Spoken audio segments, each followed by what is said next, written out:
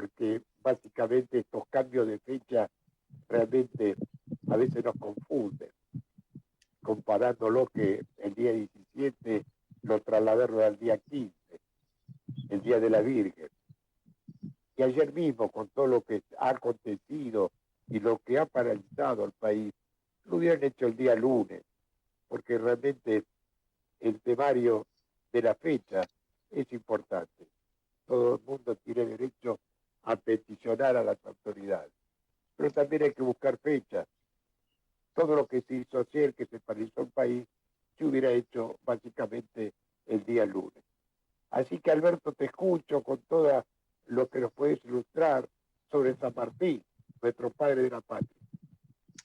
Mirá, lo primero me parece que tiene que ver con la reflexión que hiciste, ¿no? Que lamentablemente para privilegiar supuestamente un interés económico en términos del desarrollo de la actividad turística, una actividad turística que además apenas afecta a alrededor de 1 millón de los 47 millones de argentinos. Se ha llevado adelante desde hace años esta política de trasladar las celebraciones patrias a el lunes más cercano, ¿no?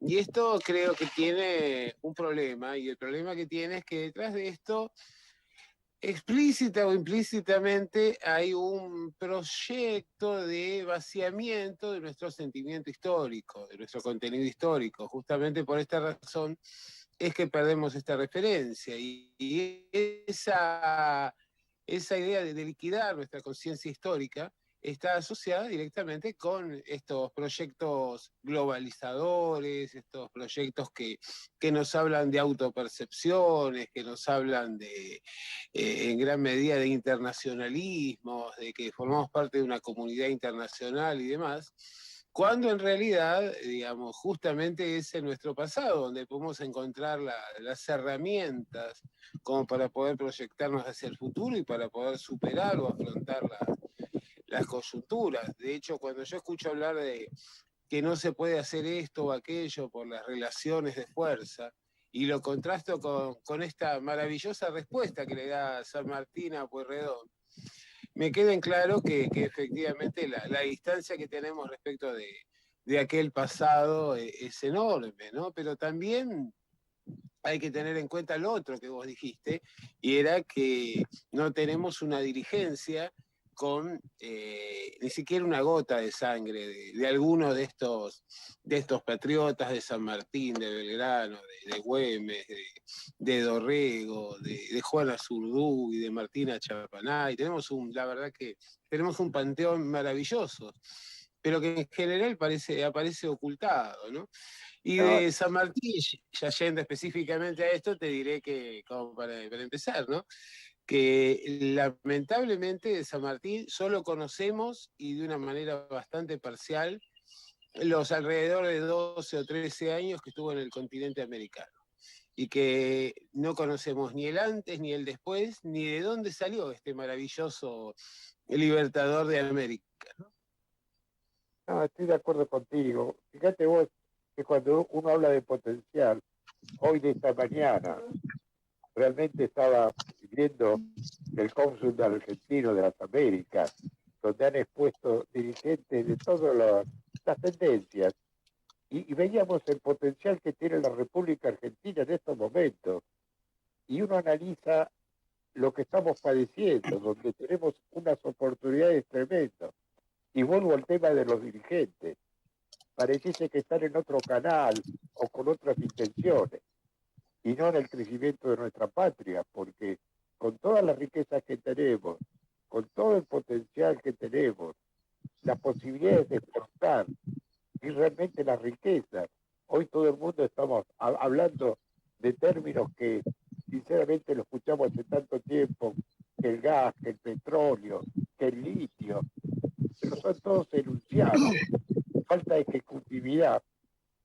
¿Por qué en estos momentos que estamos en víspera de elecciones no aparece un plan concreto, cierto, como política de Estado? Y acá no la tenemos, la política de Estado. Mira, acá también de nuevo me parece que hay varias reflexiones. Es muy rico el arco que abrís, porque creo que nuestra patria nace con una grieta entre federales y unitarios, entre aquellos que planteaban la independencia y una Argentina o un Río de la Plata desarrollado, industrialista, con inclusión y demás, y otro que planteaba simplemente un país agroexportador y colonial. Y creo que lamentablemente en esa puja no fueron ni San Martín, ni Belgrano, ni Artigas, ni ninguno de nuestros grandes padres fundadores los vencedores, sino que en realidad lo que termina triunfando es el proyecto colonial que lideraban Rivadavia, Carlos María de Alvear y demás. Y yo creo que este es un gran problema porque en definitiva, cuando nosotros, por ejemplo, hoy en día decimos, bueno, tal cosa para producirla precisamos dólares a precio más barato, por... San Martín llega de la nada y monta una fábrica de municiones y una fábrica de armamentos en Cuyo, en una región donde no existía ningún tipo de antecedente. Fue un gran promotor de la industria en nuestro país, en los orígenes de nuestra sociedad. Belgrano planteaba también que había que importar máquinas de vapor si queríamos realmente ser una sociedad independiente, porque esto nos iba a dar la posibilidad de ese desarrollo industrial que resultaba indispensable. Y creo que efectivamente cuando vemos a un San Martín que plantea que América tenía que permanecer unida, una especie de gran confederación latinoamericana, porque o mejor dicho, hispanoamericana, porque en realidad si se fragmentaba en países, esos países iban a convertir en otros tantos apéndices de grandes imperios extranjeros. Creo que avisoraba este presente, ¿no? Este destino. No es de hoy que la dirigencia no está a la altura de las exigencias, porque en realidad lo que se ha instalado sobre todo y durante la mayor parte de la historia de nuestro país ha sido ese otro modelo, ¿no? Es decir, salvo algunos momentos concretos de nuestra historia, el resto ha sido la imposición de un modelo de fragmentación, de empobrecimiento. Lo vemos cuando se toma la determinación en los años 30, por ejemplo, con el pacto Roca-Runciman, pero lo vemos constantemente, el de subordinar los destinos del país a los intereses de los sectores económicos agrarios más concentrados. Y luego y también, por otro lado, subordinarlo a los intereses de la potencia o de los intereses financieros, comerciales, de las potencias de turno. Entonces, cuando hacemos esta visión sobre la Argentina actual y sobre la dirigencia, creo que es una reflexión mucho más amplia, que no solo abarca el presente, sino prácticamente casi al 90% de la historia de nuestro país. No, por supuesto, pero uno ve que realmente tenemos un potencial importante, donde lamentablemente no tenemos planes. Al no tener planes, es muy difícil la continuidad, ¿cierto? Vos fíjate que yo vuelvo al principio, a veces le pregunto a la oposición si ellos tienen un plan, dicen que sí, y bueno, si lo tienen, que realmente se lo pasen al gobierno actual, ¿cierto? Para ver si en las próximas elecciones continúe este gobierno o otro gobierno, tengamos un papel importante como guía. Acá lamentablemente hablamos de exportaciones, hablamos de inversiones, y uno te puedo asegurar que esta mañana, en esta perspectiva de Argentina, ¿cierto? Con expositores de primera línea, de gobernadores, inclusive, vemos el potencial que tenemos. Falta la ejecutividad o falta la capacidad o la intencionalidad. Y cuando digo esta palabra, significa que hay posibilidades, pero no las realizamos. Y estamos en la situación actual. Por eso, hablar de San Martín a todos nosotros en estos momentos nos tiene que llenar de orgullo, como dijiste recién. Realmente uno tiene vocación de servicio y tiene patriotismo que hoy lamentablemente en muchos dirigentes no existe, ¿correcto? Es una apreciación. Correcto.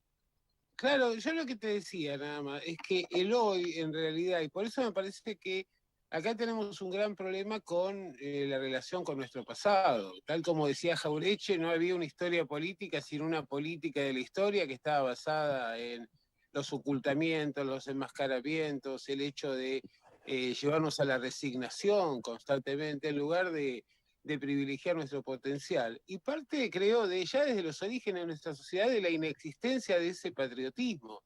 En realidad hay grandes proyectos individuales a costas de la sociedad, pero no hay un sentimiento nacional en la dirigencia de nuestro país, a excepción de nuestros grandes hombres. Y nuestros grandes hombres o mujeres, ¿cómo terminaron? Terminaron San Martín en el exilio, Rosas en el exilio, Belgrano en medio de la pobreza, Güemes marginado y tirado ahí en un rincón y todavía hasta el día de hoy sin tener un lugar en el centro de la ciudad de Salta, Juan Azurduy pidiendo limosnas durante 40 años. Entonces, ese es el castigo que reciben aquellos que imaginan un país mejor, un país integrado, un país realmente potenciado, ¿no? Y creo que lamentablemente aquella frase de Perón cuando nos hablaba de que tuviéramos cuidado con los nostálgicos del 43.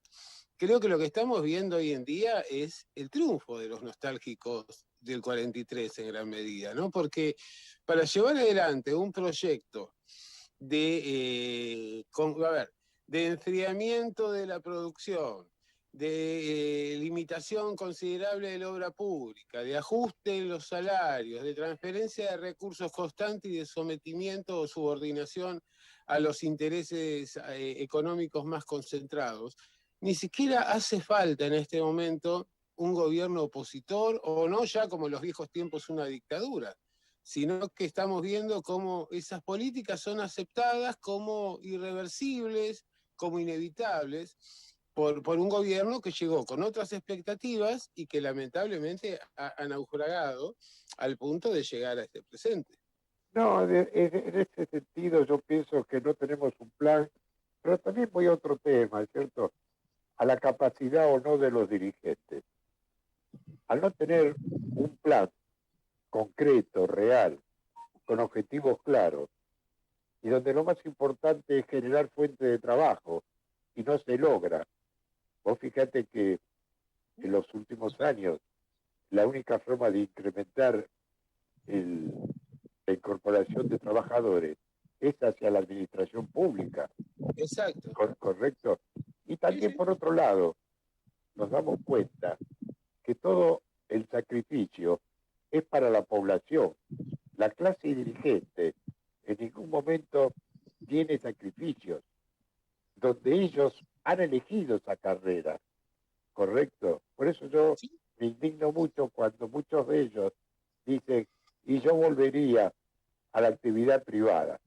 Y señor, vaya a la actividad privada, porque los voluntarios son los que realmente tratan de reformar un poco esta situación. Y yo te doy un ejemplo nada más. En estos momentos el tema de la inseguridad es feroz, correcto. Sí. Y las organizaciones que no están en el gobierno son las que realmente se ocupan y se preocupan. Vos fíjate que en nuestra comuna, que es la Comuna 4, el próximo miércoles a las 18 horas, en la Sociedad de Fomento, hemos invitado a los comisarios de la comisaría 4A y 4B para que vengan a exponer y que escuchen en forma directa a la población, que escuchen directamente a los vecinos. Entonces eso me parece que es una responsabilidad no de estas organizaciones, sino de los dirigentes. Por eso hay muchas cosas que hay que reformar. Yo, Mira, Alberto, vos hablás del tema de la inseguridad y es decir, por ejemplo, ¿cómo podemos aceptar una situación como la que vive Rosario y sus alrededores desde hace décadas? ¿Cómo podemos aceptar el avance del narcotráfico, de la trata de personas y demás que se ha instalado decididamente en nuestro país?